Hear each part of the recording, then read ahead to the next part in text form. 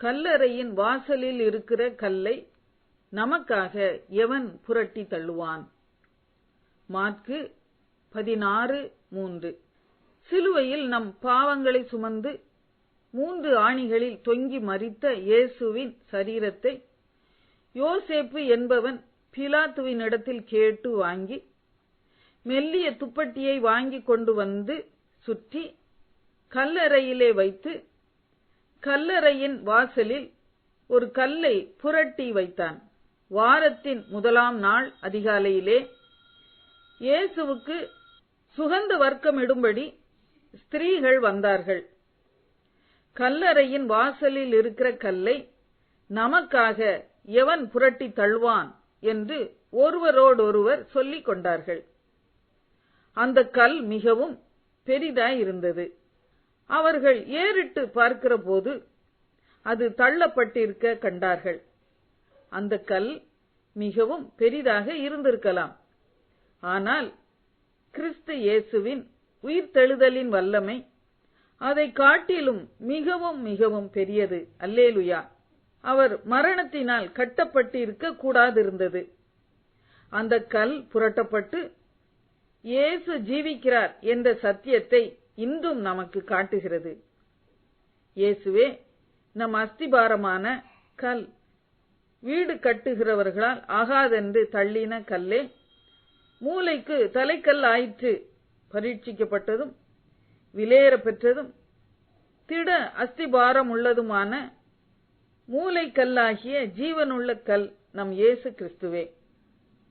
அவரை விசுவாசிக்கிறவன் பதறான். ஏசாயா 28:16. இயேசு நமக்காக சிலுவையிலே எல்லாம் செய்து முடித்தார்.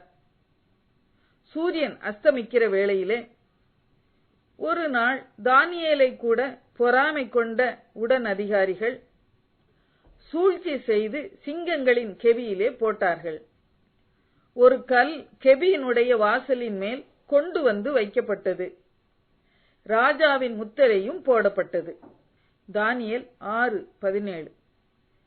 சாயங்காலத்தில் அழுகை தங்கும், விடியற்காலத்திலே களிப்புண்டாகும் என்று சங்கீதக்காரன் 30:5 சொல்லுகிறபடி விடியற்காலம் வந்தபோது அந்த கல் புரட்டப்பட்டது.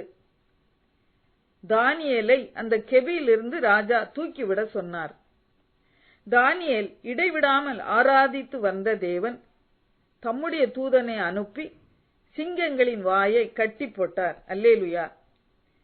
இஸ்ரவேலின் நிந்தையை புரட்டி போட்ட சர்வ வல்ல நமது தேவன் நம் நிந்தைகளையும் புரட்டி போட்டு நம்மை விடுதலை செய்து நம்மை ஆசீர்வதிப்பாராக.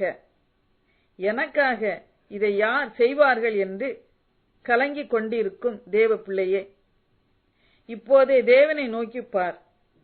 கர்த்தர் உனக்காக யாவையும் செய்து முடிப்பார். ஜெபிக்கலாமா?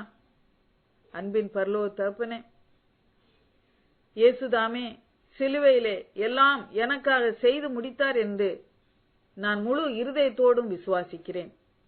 இந்த நாளிலே கூட கர்த்தர் எனக்காக எல்லாவற்றையும் எனக்கு முன்னே சென்று செய்து தாரும். உம்முடைய நாமத்தை மகிமைப்படுத்தும். இயேசு கிறிஸ்து மூலம் ஜெபிக்கிறோம் பிதாவே. ஆமென்.